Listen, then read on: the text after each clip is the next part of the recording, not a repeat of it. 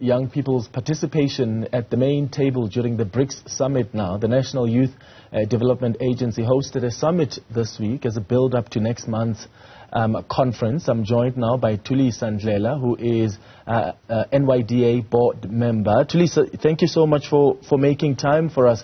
There was a conversation at the summit about the role of the youth at the main table. What role do you see young people playing? Very much for having me, Clement, and good morning to your viewers. Look, the Brics Summit focusing on young people is a step up or a preparatory discussion ahead of the main summit in August. So as young people, as a sector, it was important for us to meet and engage on issues that affect young people and make a resolve as to what our purpose would be and what kind of policy directions will we be advocating for come the main Brics Summit. So it's a very important aspect of making sure that we prepare for the future to have young people not just as a sector in the Brics family, but as part of the sectors and the people who are going to inherit the society in the future. They must be part of the decisions and how decisions are made in the present. Yeah. The Brics Youth Council has not yet been formalized yet, and I imagine that would be an appropriate forum to raise and advocate for some of the policies you want to advocate as young people. So how do you see your issues being raised through Brics when we still don't have the Brics Youth Council formalized?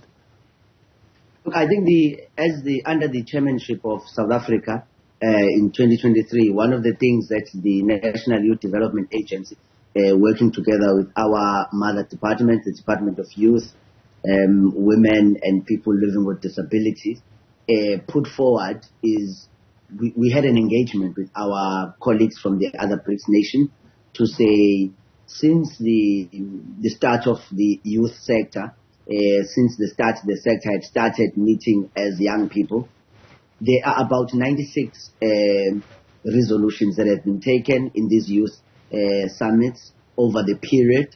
And because there is no central structure whose responsibility is to monitor the implementation of these resolutions, the level of accounting insofar as a report back and making sure that these are done or not is very low. So in order for that not to be the case moving forward, we then took a decision to advocate for the establishment, and of course the Summit of Heads of State has to agree to this, and we can safely say after the meeting yesterday of ministers of the Brics nations responsible for youth affairs across the 5 member states, we have ministerial support on the proposal and recommendation for the Heads of State Summit to adopt an establishment of the Brics Youth Council. It's a very important structure insofar as ensuring that implementation gets done right across. It's not it's not just a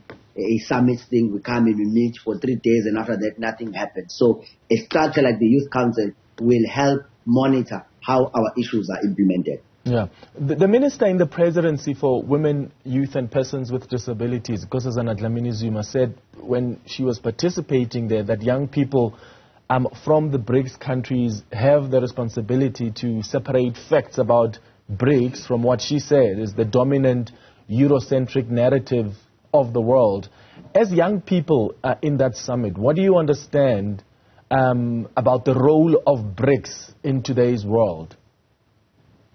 Look, we have a common understanding as young people, which is shared, that the unipolar world system post the Cold War has not benefited countries of the global south.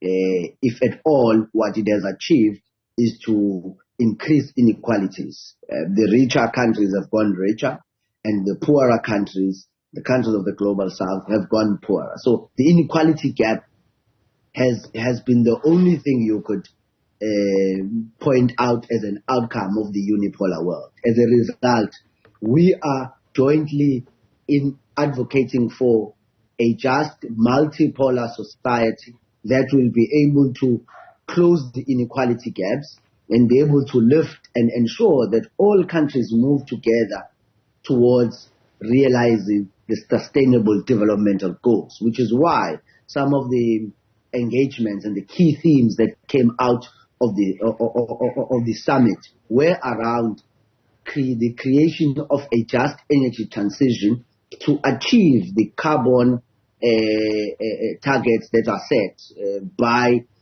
countries both of the global north and the global south, because to us as young people, the sustainability of our environment is very much important to us, because we have a larger stake or a longer commitment with the world, because we are going to be able to be alive in the next 30, 40 years, and we have a responsibility to the generation of young people coming after us to hand over to them a livable planet.